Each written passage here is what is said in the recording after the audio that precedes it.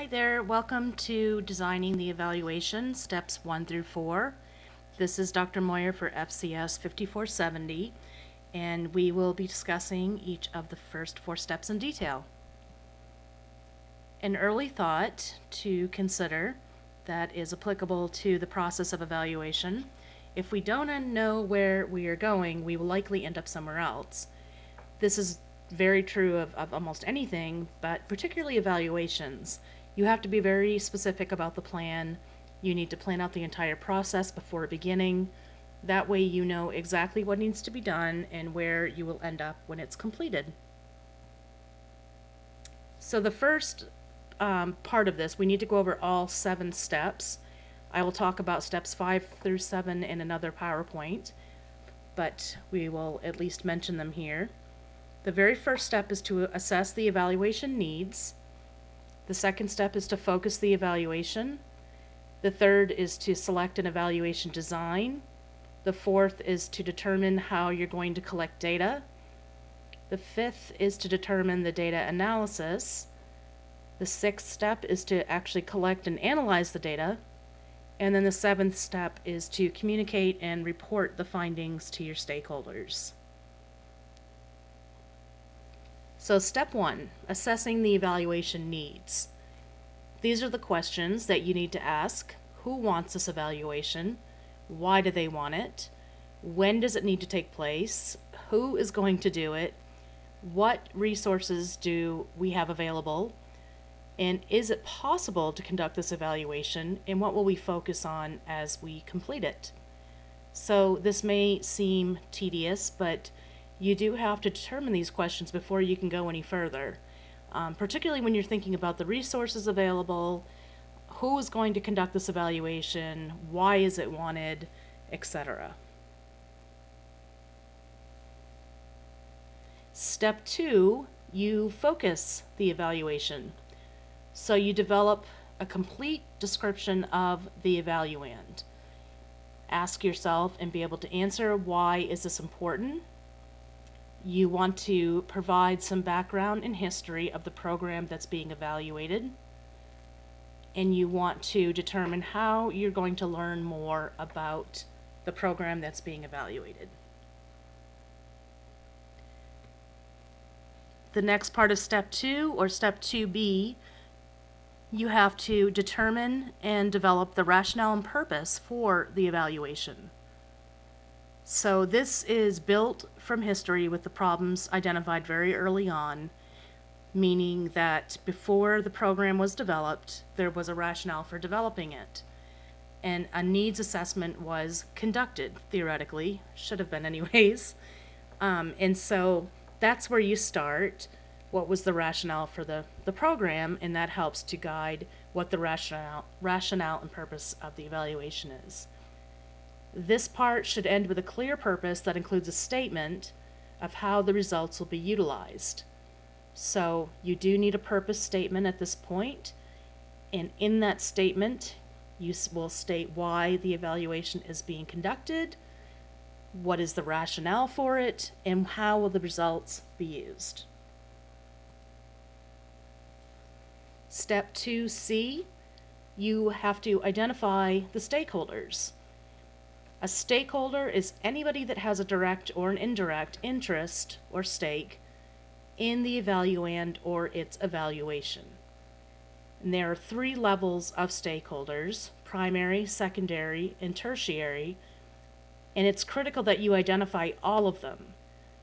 And almost always I can make the argument that everybody is a stakeholder when it comes to program evaluation for individuals, families, and communities, because we all have an investment on families, individuals, and communities doing well.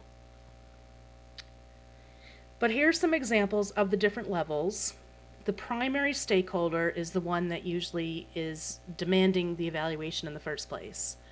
Oftentimes it will be a funding agency, a beneficiary, somebody, or the state or the government, somebody that provides the money for the program. It could also be the program designer.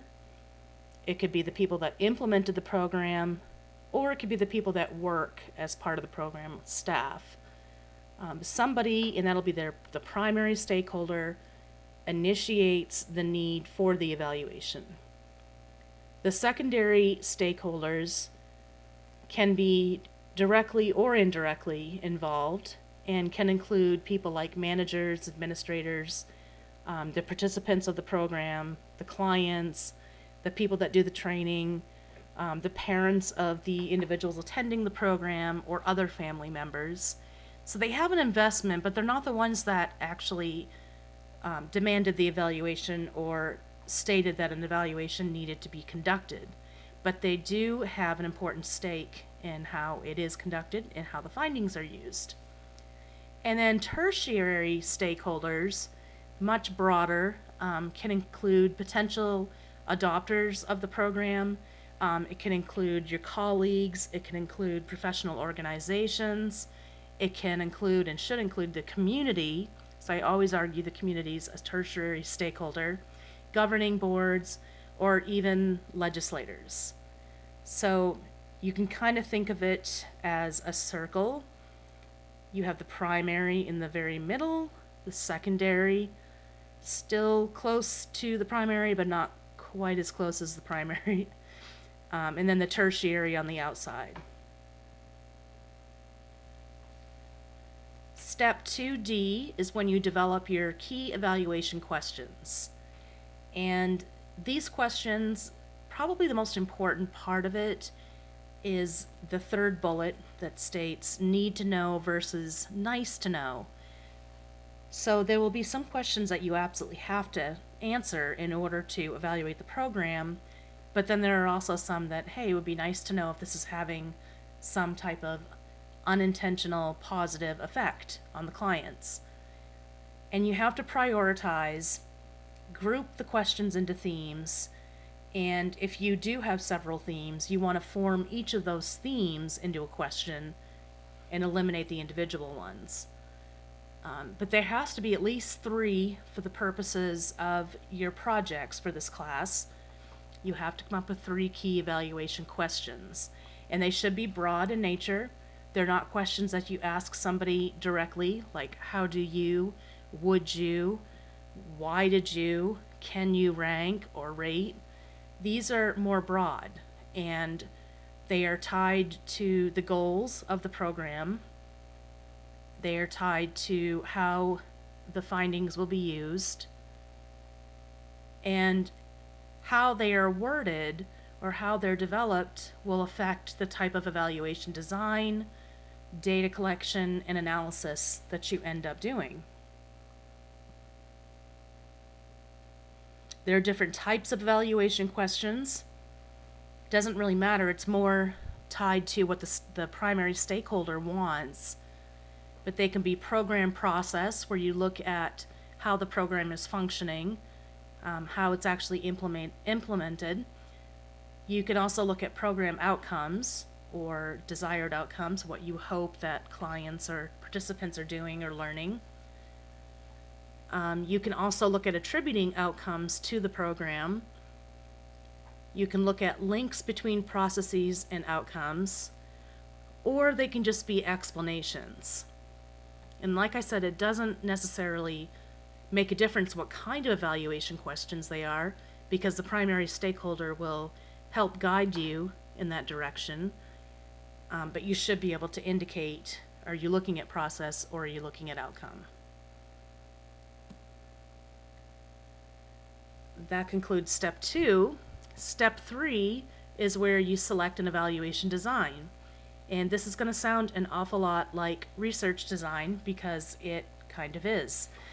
It's basically the same type of process when you're determining a design. And which one you go with just depends on the kinds of questions that are being asked and the kind of information that you need to gather to evaluate the program. So the first is the one-shot design. And this is where you just have the sample, oftentimes the program participants. This is the program itself, the intervention, and then there's some type of post-test. So you use the post-test to determine outcomes. And it's just that, it's one shot. just going in and evaluating using the post-test.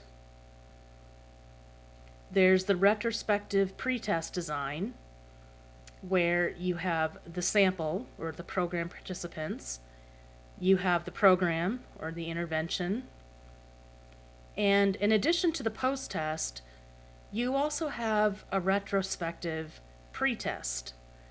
So instead of actually administering a pretest prior to the program, you ask people to think about what they knew or what they were doing, what their thoughts or beliefs were.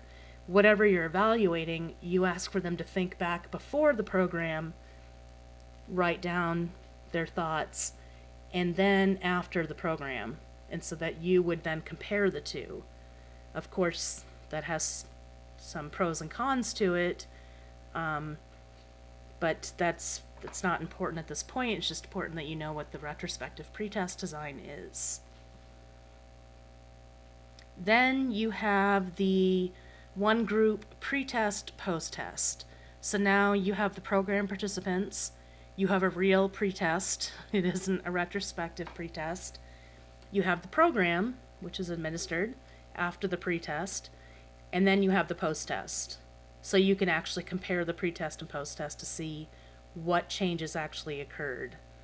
Where with the retrospective pretest, it could be tainted because people sometimes, they can't remember exactly what they knew, or they tend to build up their knowledge after a program has been administered to them. Then we have the post-test-only control group. And so what this means is, instead of just one group, you now have a control group and the program participants. You have the intervention or the program, and then you have the post-test. And you compare the two groups on the post-test to see if the program made any difference. So only the program participants actually go through the program, but you're still making comparisons because you have a group of people that didn't experience it. Then you have the Pretest-Posttest Control-Group. So instead of just comparing on post-test, you have the two groups, the program participants, the control group, people that don't experience the program. They both complete a pretest before the program. Then the program participants go through the program, and then both groups complete a post-test, and you make comparisons between the pretest and post-tests and between the two groups. Probably this design is the most desirable because you have the two groups, you have the actual pretests, and you have the post-tests. And so you can make statements that are much more accurate when you're attributing findings or desirable outcomes to the program, because you've had a group of people that didn't experience the program that don't have those desirable outcomes.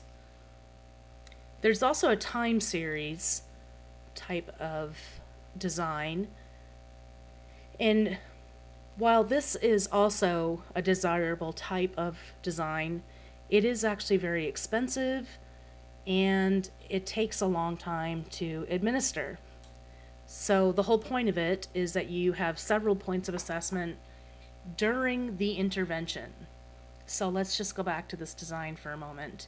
And it could be a control group or not, but you've got the group, you have the pretest, and then while the program is going on, you have different assessments over time.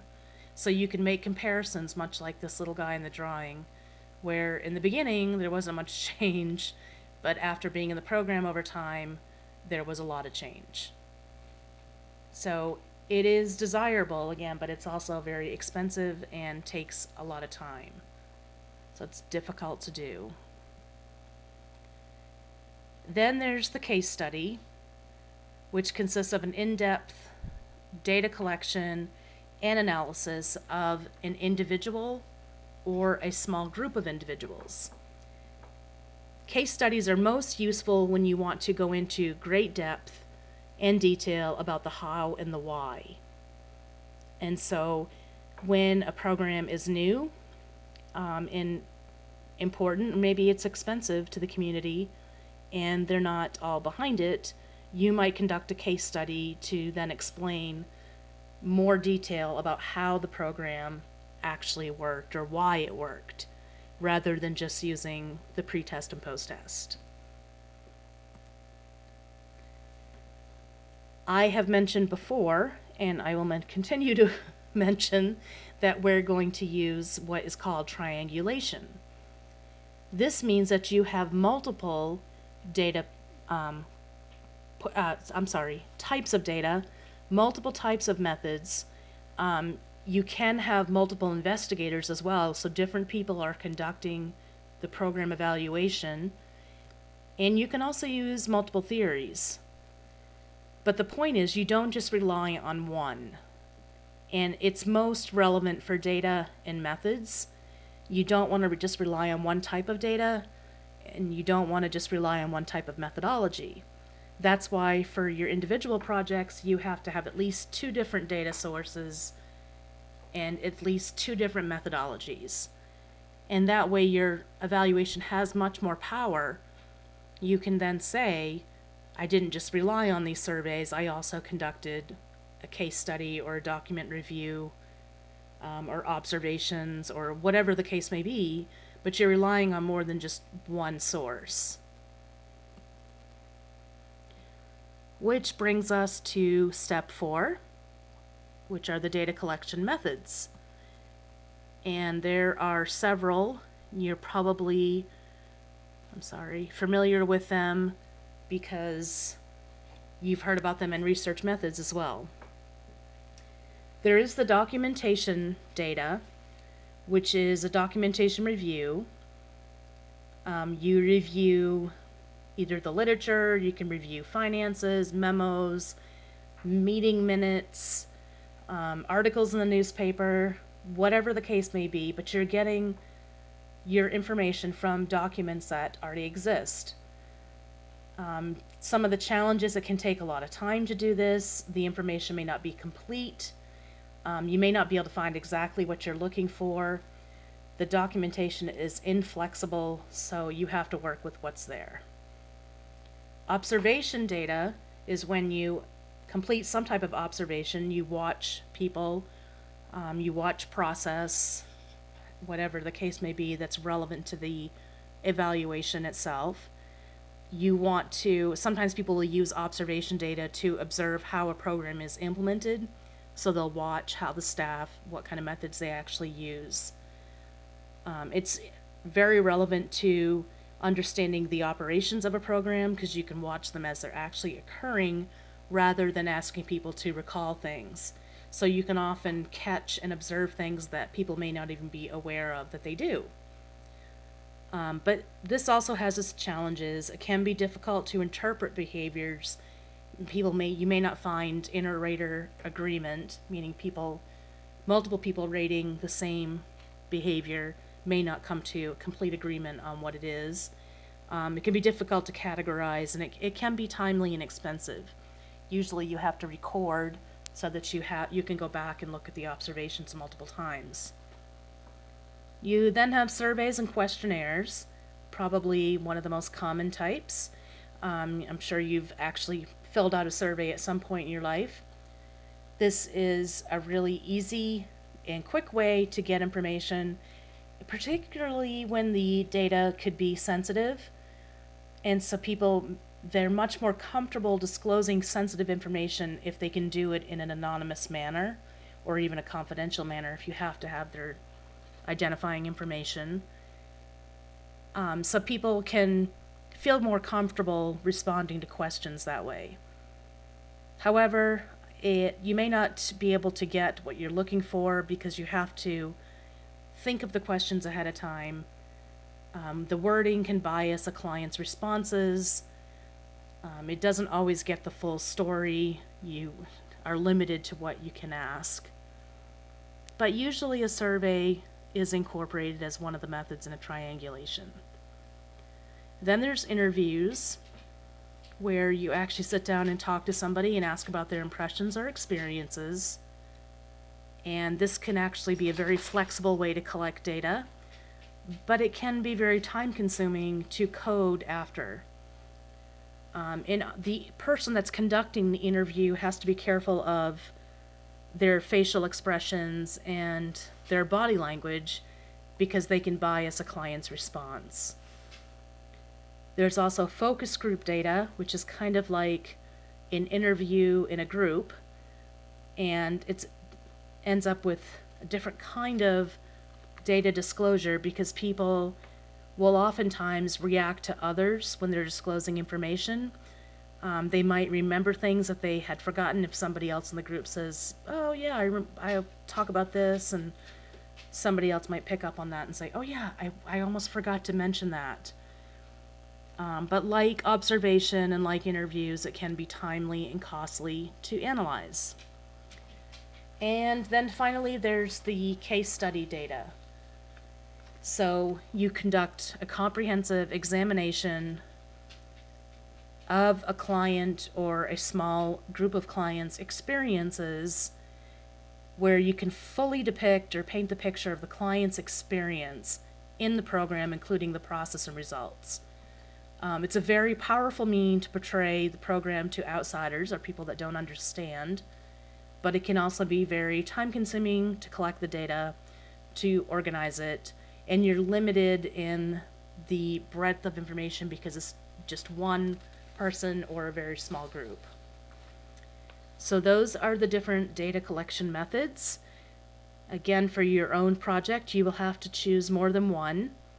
Hopefully, a couple of these caught your fancy and you think you might be able to incorporate them. How do you decide? Well, I mean, there's a lot of factors that can affect selection, but probably the most important one is the key evaluation questions.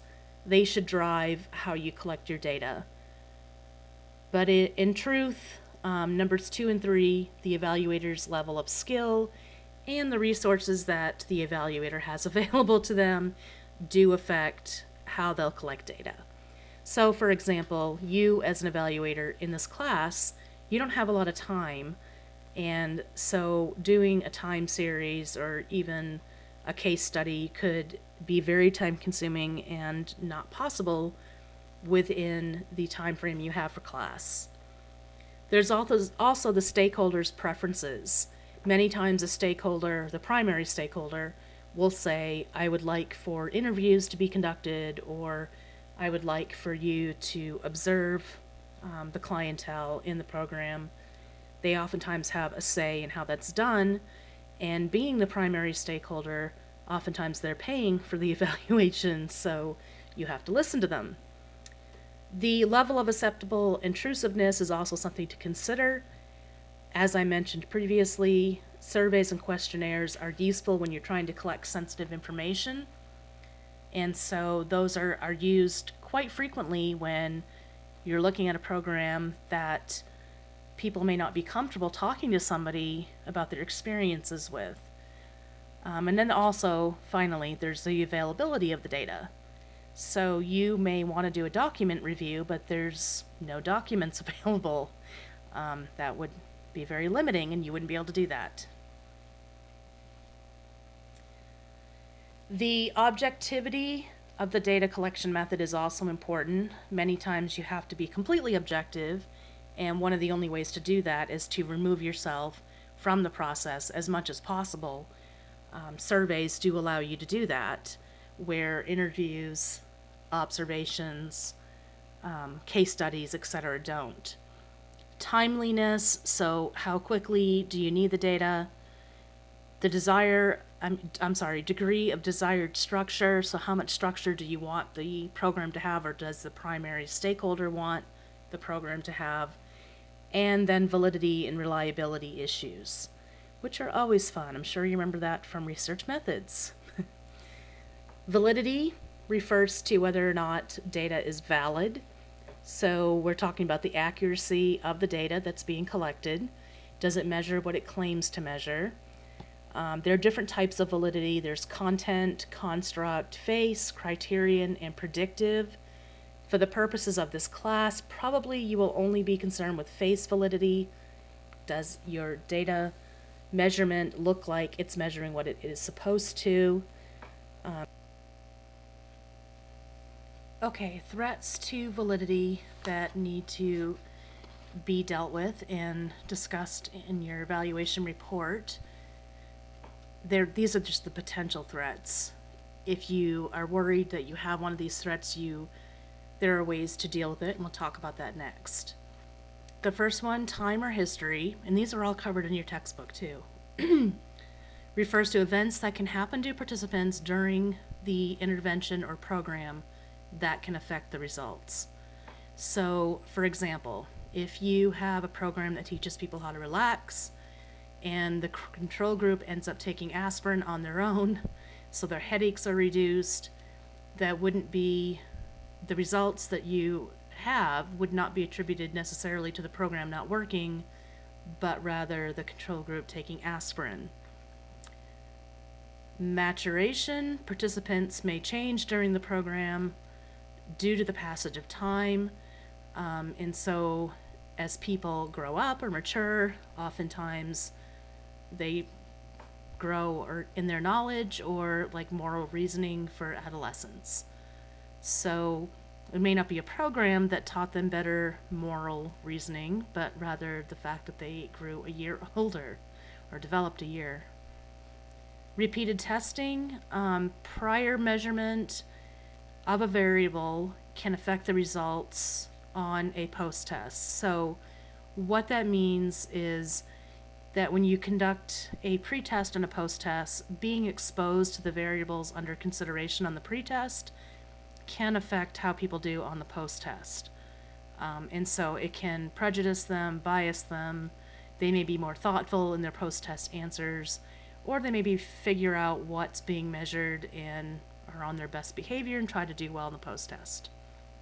Statistical regression refers to the fact that there's danger in changes occurring simply because subjects may start out or participants may start out in an extreme position. So let's say that you have adolescents that have been arrested for committing crimes, and you put them in a program that helps to reduce their delinquency or delinquent behavior. Because that they've already started at the worst possible place, meaning they've already committed a crime, they can only improve. So it isn't really that the program did it, but rather a statistical regression to the mean. Instrumentation refers to using different measures to measure the pretest versus the protest. Can you really compare them when they're different measures? No, you can't, not effectively. Mortality refers to dropout. So you will have some dropout in program participation or even control group dropout, but they're not always attributed to the program. Selection, when subjects aren't randomly assigned to either the treatment or the control group, you can fail to balance out the differences among the participants across the groups. If they're randomly assigned, then you can talk about the effects or be more sure of the effects of the program versus if you just put certain people in certain groups because you think that would be better or you don't want to do a random selection. Diffusion or limitation of treatments. This is when you can think of diffusion like participants from both groups are talking to each other.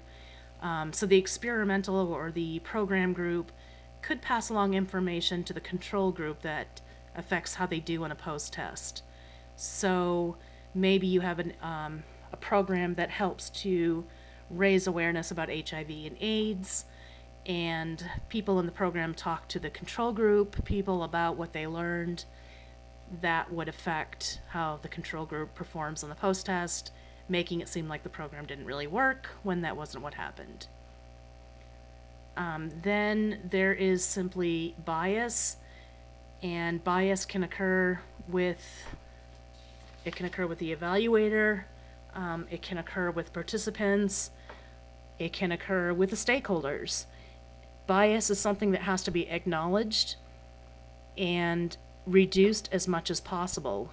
It's completely impossible to remove all bias, but by being straightforward about it and attempting to remove what you can, then you're going to be much more effective at reducing bias, which could skew your findings.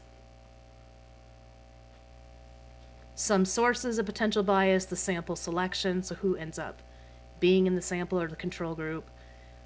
Concealment of the truth, not telling participants exactly what is going on or how the evaluation will be conducted. Lack of knowledge on the topic that is either being dealt with through the program or that the program is trying to reduce or help with.